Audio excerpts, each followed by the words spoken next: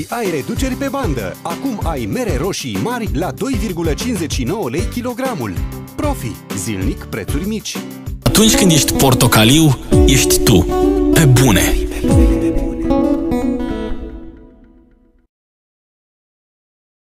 Bine ai venit în Poiana Ciucaș.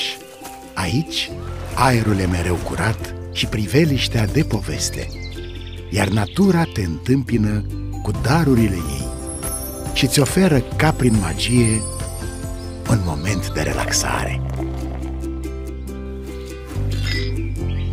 În Poiana Ciucaș, natura doar îți dăruiește. Pentru o viață sănătoasă, respectați mesele principale ale zilei. Excuse me, attention everyone!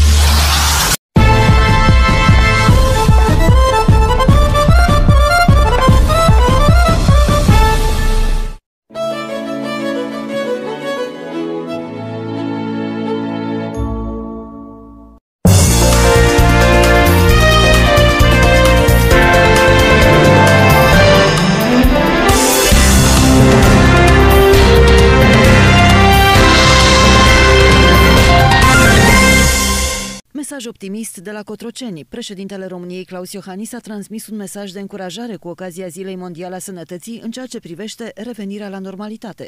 Astăzi avem motive reale de optimism și speranța intrării într-o nouă normalitate, pentru că avem la dispoziție vaccinurile COVID.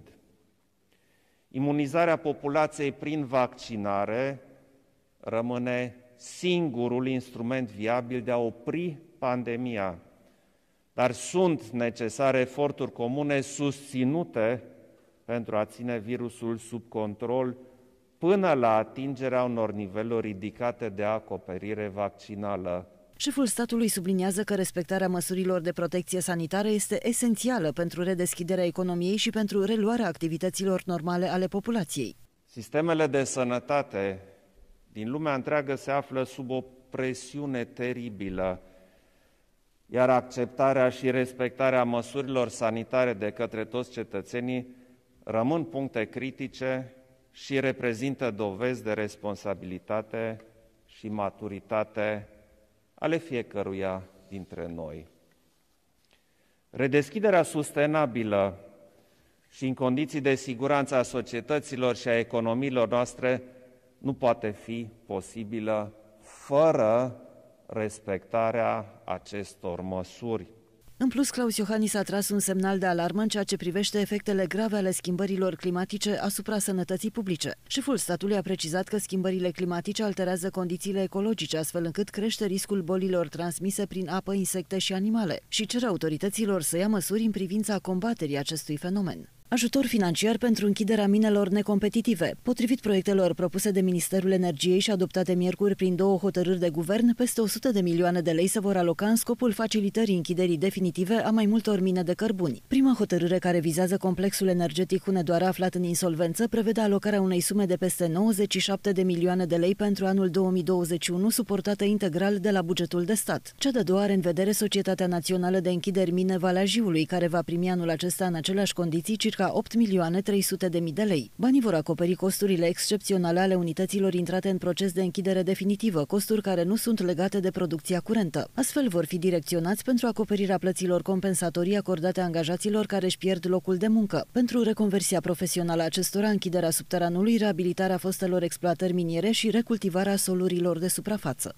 European Drinks și Izvorul Minunilor sunt alături de toți cei care suferă în această perioadă grea a pandemiei și continuă seria de donații. Astfel, Spitalul Clinic Municipal Dr. Gavril Curteanu din Oradea a primit 14.400 de flacoane de apă minerală naturală plată Izvorul Minunilor la 0,5 litri în valoare de aproape 20.000 de lei. Apa va fi distribuită pacienților și cadrelor medicale în pragul Sfintelor Sărbători Pascale cu scopul de a alina suferința bolnavilor și de a ajuta pe cei care depun eforturi supraomenești în lupta cu pandemia de coronavirus.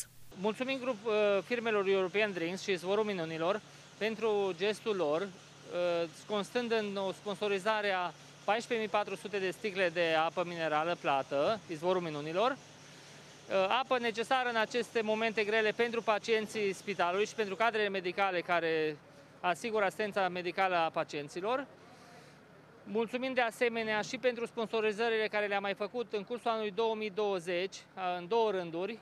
Ne-am mai sponsorizat cu apă minerală plată și în 2021, luna ianuarie. Este foarte importantă pentru noi, mai ales pentru colegii noștri care lucrează în echipament de protecție. Vă dați seama că după ce stai 4, 5, 6 ore în acest echipament, te deshidratezi și această apă minerală naturală, izvorul minunilor, ne ajută în acest sens să-i putem hidrata, să reziste cât mai mult să lucreze la acești pacienți COVID. Această apă va ajunge și la pacienții care sunt internați în acest spital COVID. Pacienții sunt în număr din ce în ce mai mare.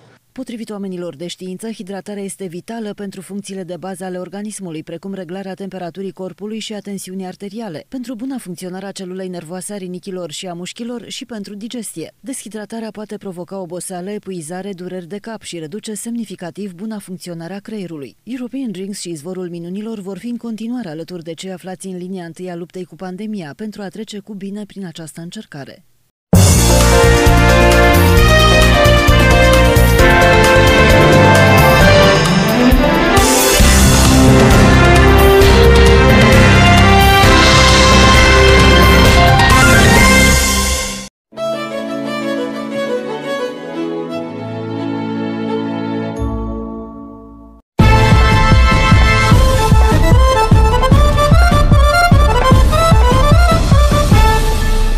La Profi ai reduceri pe bandă. Acum ai mere roșii mari la 2,59 lei kilogram.